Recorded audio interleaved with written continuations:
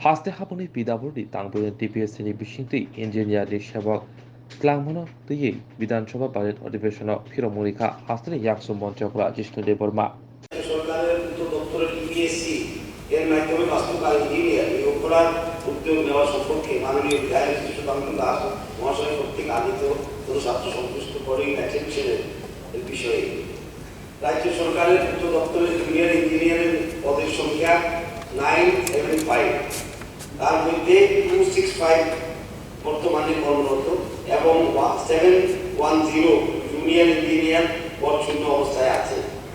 এই 710টি শূন্য পদ 3770 পদ ডিগ্রি হোল্ডার জুনিয়র ইঞ্জিনিয়ার অর্থাৎ TS grade 5A civil electrical মেকানিক্যালের জন্য এবং 333টি পদ diploma holder junior engineer TS grade 4B civil electrical মেকানিক্যালের জন্য।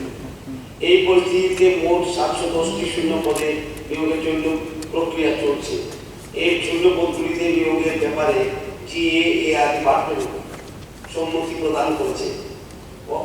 অর্থ দপ্তরের সম্মতি প্রদানের জন্য প্রপোজাল প্রেরণ করা হয়েছে। অর্থ দপ্তর সম্মতি পাওয়ার পর মন্ত্রিসভায় প্রেরণ করা হবে। উক্ত প্রক্রিয়া সম্পন্ন হওয়ার পর নতুন নিয়োগ জন্য ত্রিপুরা লোকসেবা আয়োগ TPSC মাধ্যমে নিয়োগ প্রক্রিয়া আরম্ভ হবে।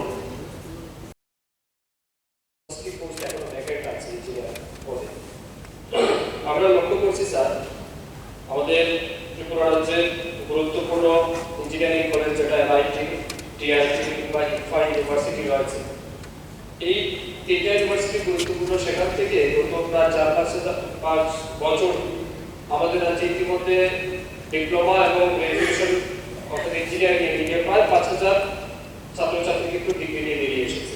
এর বাইরে কিন্তু আমাদের রাজ্য থেকে আরো বহু ইঞ্জিনিয়ার বাইরে মানে বহিরাজ্য থেকে তারা ডিগ্রি নিয়ে আসছে। তো স্বাভাবিকভাবে সংখ্যাটা কিন্তু দিনের পর দিন বৃদ্ধি পাচ্ছে।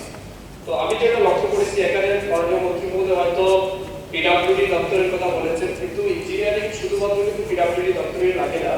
এর বাইরে যেমন পিডব্লিউডি আপনার R&D এর প্রয়োজন আছে, ওয়াটার রিসোর্সের প্রয়োজন আছে, DWS দপ্তরের দরকার আছে, আপনার RD রুরাল ডেভেলপমেন্টের প্রয়োজন আছে। এর বাইরেও এডুকেশন ডিপার্টমেন্টও আমরা দেখেছি ইঞ্জিনিয়ার লাগে, এগ্রিকালচার ডিপার্টমেন্টে ইঞ্জিনিয়ার লাগে, ইলেকট্রিসিটি ডিপার্টমেন্টের ক্ষেত্রে ইঞ্জিনিয়ার প্রয়োজন রয়েছে।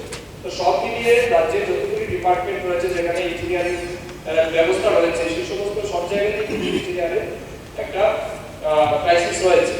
স্বাভাবিক কারণে যেহেতু সংখ্যাটাও দিনে দিন বৃদ্ধি পাচ্ছে, রিসেন্টলি আমরা যেটা লক্ষ্য করেছি, আমাদের মাননীয় মুখ্যমন্ত্রী এবং রাজ্য সরকারের মহৎ উদ্যোগের ফলে দীর্ঘ বছর পরে যখন অ্যাডক বেসিসে প্রমোশন হয়েছে, ইঞ্জিনিয়ারদেরও কিন্তু একটা ব্যাপক সংখ্যা কিন্তু প্রমোশন পেয়েছে।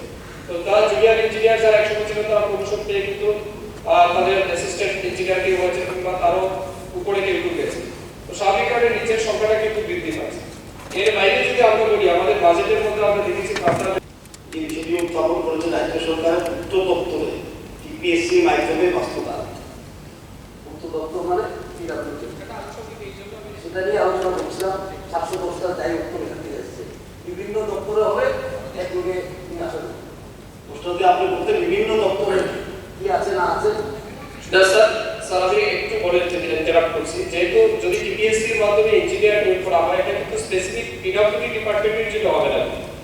ইঞ্জিনিয়ার কিন্তু রাজ্যের না না ঠিক আছে, উনি বলছেন যে প্রশ্নটা আপনি স্পেসিফিক করেছেন, তাহলে ওনার উত্তর দেওয়ার জন্য সুবিধা হতো।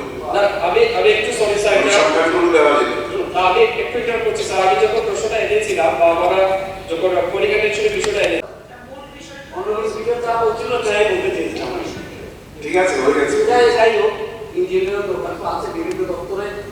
অর্থ দপ্তরে যদি আমি অর্থমন্ত্রী হিসেবে বলা যায় না উচিত না, তবে আমি বলছি উত্তর দপ্তরে বলছিলাম কথা অর্থমন্ত্রী হয়ে গেছে, যদি পাঠায় আমরা নিশ্চয়ই দেখবো। আমরা দেখবো ইঞ্জিনিয়ার তো লাগে, আর যদি লাগে এগ্রিকালচার লাগে, বিভিন্ন ডিপার্টমেন্টের ইঞ্জিনিয়ার আছে, আমরা নিশ্চয়ই দেখবো। Speaker sir